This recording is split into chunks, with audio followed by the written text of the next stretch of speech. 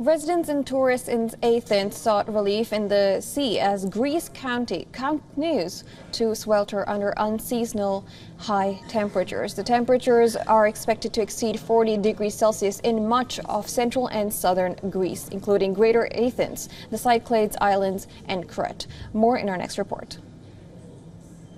Greece shut more ancient tourist sites in Athens on Thursday, and elderly people took refuge at designated air-conditioned spots. That's as the first heatwave of the summer persisted for a third day.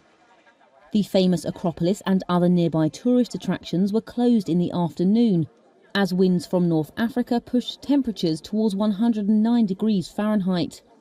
Many primary schools and nurseries across the country were also closed to protect students from the heat, which was expected to recede on Saturday. In Athens, tourists stopped at drinking fountains to cool their heads and necks. Locals like George Georgiousis sat in air-conditioned rooms set up by the city.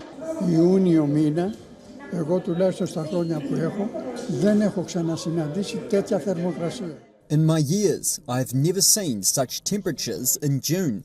I was a winter swimmer for 21 years. I would swim in snow, but this is the first time I've seen such a summer. Firefighters who put out several wildfires on Wednesday remained on high alert, as strong winds were expected to hit several parts of the country. And Deputy Mayor of Athens, Olga Dourou, said police were patrolling the city along with drones.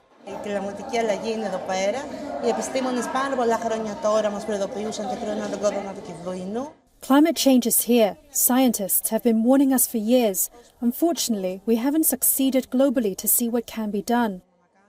At Athens City Hall, we have moved forward with planting thousands of trees.